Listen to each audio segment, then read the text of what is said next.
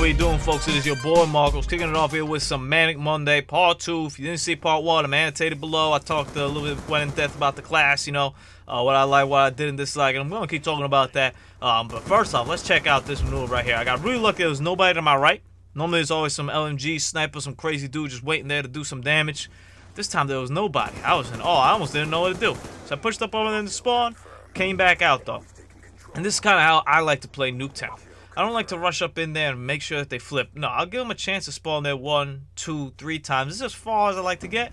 And I'll push back in, pop 1, pop 2, pop back out. Keep them there as long as I can. Now, eventually your team's just going to burst in there like morons and flip them all over the place. That's okay. You know, it's part of the game. It's part of Nuketown, too. It's really tough to keep somebody on one side of the map. It's just very difficult. I mean, this map is all about flipping spawns and just being aware of when they flip and who they flip and how they flip. And thankfully this guy right here did not kill me. And that right there, my friends, that is the AN94 and its uprange and close and personal dynamics I was telling you about in the previous video. How good this thing is up close, man. It is, I'm telling you, man, it's the perfect mix between an assault rifle and a submachine gun. I mean, I guess the Peacekeeper is better because it's kind of designed to be that way, but whatever. So we got ourselves an early Merciless right there. Not bad, not a bad start. One thing that my man Hacker, who made this class, didn't tell me was what kill streaks he wanted me to run, which is cool. I don't really need them. And right here, let me stop. This is a perfect situation where I needed my C4. You see that triple kill that's waiting for Marcos' name right there? Well, Garrick managed to get 2 of them over there with the C4. I'm rolling with my man Garrick, rolling with my man Briano right here. And I think one of Garrick's friends, who I'm not familiar with. But whatever. You know, you play within your class. And notice I didn't rush up in there and try to get those kills. No, I waited. I was like, you know, I don't want to push up in there. I'm on a good streak. Patience. Patience. That's one thing I showed in this map. And it's very interesting to have patience on Nuketown out of all places. But it's important. Patience is important. It's an important virtue in life. And it's definitely important in Call of Duty. And, you know, when rushing into spawns and when dealing with a crazy map like Nuketown. So, got myself a nice early load start. Not a bad start. But I was saying before, Hacker didn't really specify any kill streaks. That first game, I rolled out with whatever hell I had before. And look at this. I'm thinking about maybe if I should load star in there because I know I'm in there too. And I'm like, you know what? Nah, I'm just going to leave him. And then he managed to die. So, good. I think my man Brian went in there to keep me covered. I really appreciated that. That's a teammate right there, man. Shout outs to my man Brian right there protecting me. I wouldn't do it if it was him. I can tell you that right now, man. I'm a pretty good teammate, but I wouldn't wait there protecting you. So, the first game, you know, I kind of went with whatever the hell I had. This game, you know, I went with a little bit more Nuketown-specific kill streaks. The Lightning Strike, which I think is just does a ton of damage right here. And look, my man Brian protecting me, like I said. Thank you. The Hellstorm is also a great one to have right here. You open up a Hellstorm when they spawn, it's lights out. So, you know, sometimes when I'm going a little bit smaller, so I'll go Hellstorm, Lightning, V-set. This time I went a little bit bigger, so I went Lightning, you know, to make sure I flip over there to spawns, and if I gotta get in there now, like get these tags right there for my Garrick, got that that Lightning Strike in there, I'll do that.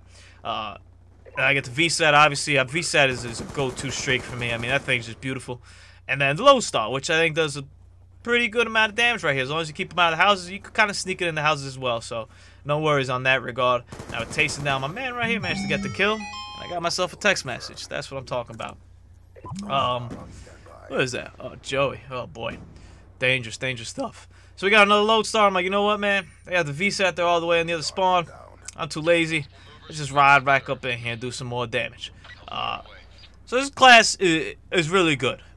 It's definitely a good class. There'll be a few things I changed, like I said in the previous video. I like to have an EMP, especially on a small map like this. When I use it on bigger maps, you know, when I use it on a Hydro, even on the Magma, I didn't feel the need for the EMP as much because, you know, it's kind of hit or miss with that. But definitely in smaller maps, since this game is kind of a small map game, I think it'll really come in handy. So I'll definitely have some different variations of this class setup.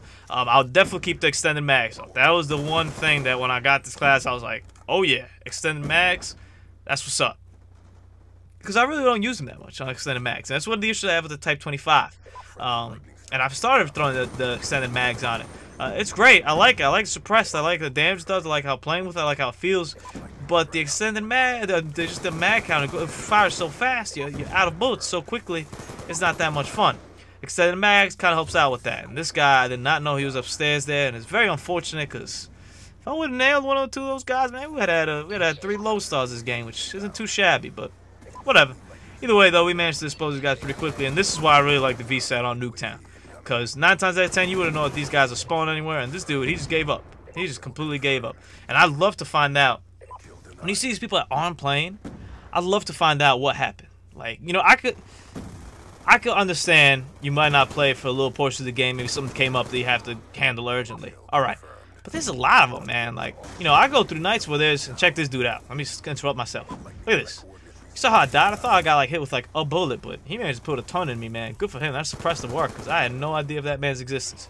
But when I look at people that aren't playing, so there's nights when I feel like I have, like, one in each team, like, one on each lobby. And I'm like, what are these guys doing? Like, why'd you even start the game? That's my first question. If you know that you're not going to play, why'd you even start the game? I don't know. It's pretty interesting. And right here, stock at its finest right there. Unfortunately, my aim, like I said in the previous video, man, I'm just not that good with stock. There's nothing wrong with stock itself. I'm just not that good with it, man. Like, it just moves me. It kind of takes you out of my comfort zone. I'm used to having, you know, that this gun's going to go from point A to point B, you know, that's going to swivel this way and that way. And stock gives me, and look at them, trying to dance around the mannequin, and unfortunately, I couldn't kill that guy. He managed to kill me a lot here at the end. I didn't appreciate that. But there's some good moves around that mannequin, man. It's just a bad result. So Hacker, definitely a good class, man. Definitely a class that I would recommend all y'all try out, see what kind of games you can play with, man. I always recommend on Manic Monday, except for last week's Manic Monday. Don't ever try out that KSG nonsense. It was such a refresher getting this class. When I saw it, I was like, thank God. I was like, a class with a gun, with like real life stuff that doesn't involve switching. So we go here. We go 48-5, I believe that says. So pretty good game. Once again, Hacker, thanks a lot for the class. If you don't know, on Freestyle Friday, on Fridays, I ask you guys to drop down the class below. So make sure you do it on this Friday's video. Hopefully we can put your class up over there. It could be anything. Hope you all have a great week.